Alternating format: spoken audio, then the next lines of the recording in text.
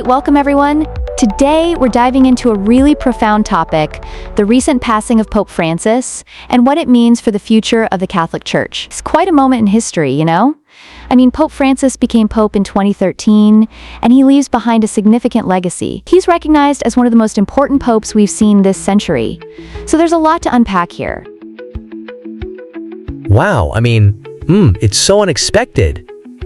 His last public appearance was just on Easter Sunday, right? Like, he was out there, and then suddenly now we're talking about his death?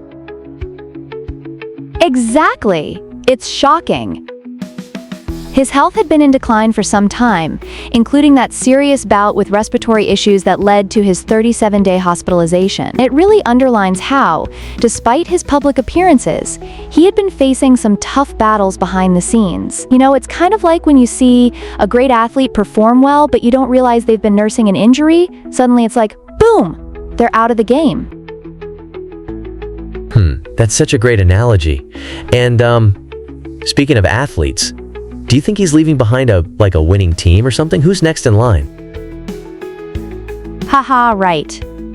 Well, when it comes to potential successors, there are some prominent names in the running, like Pietro Parolin, the Secretary of State for the Vatican. He's known for his moderate stance and diplomatic skills. It's crucial for the next pope to have those kinds of abilities, especially considering the complexities of the current global landscape. It's like needing a coach who can not only understand each player, but also adapt strategies in real time, right?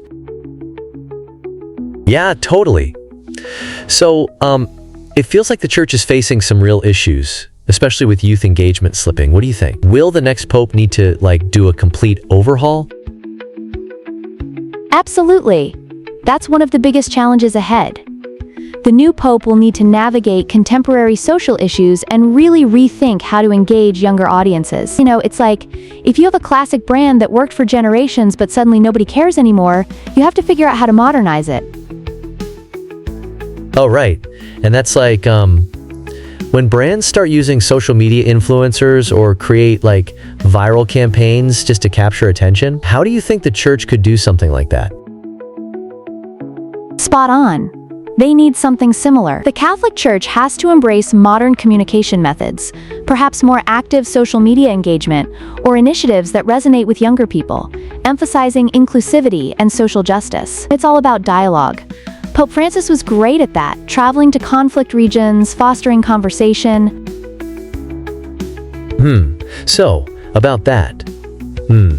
What's this conclave process about? Are they selecting the new pope by having a secret meeting or something? Yes, exactly that.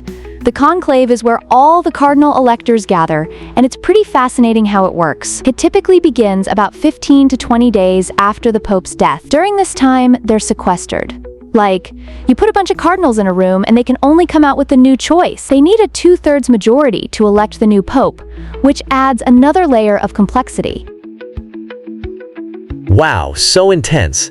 Like the ultimate game of charades with eternal stakes, haha. But, what happens if they can't decide? Well, if they can't reach a consensus, they might end up having to face multiple rounds of voting, and it can take a while. It's essentially a test of unity among the cardinals. Marriage counseling for the church?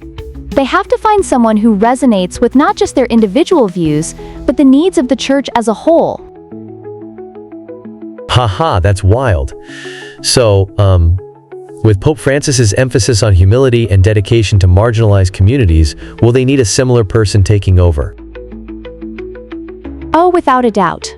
The next pope will need to carry on that mission, especially in today's world where many feel excluded from religious communities. It's that kind of empathetic leadership that can help mend the church's relationship with those who feel disconnected. This farewell isn't just about saying goodbye, it's a crucial juncture for the Catholic Church, preparing it to address significant global challenges. Wow, just thinking about all that. It's exciting and a little intimidating. So much change ahead.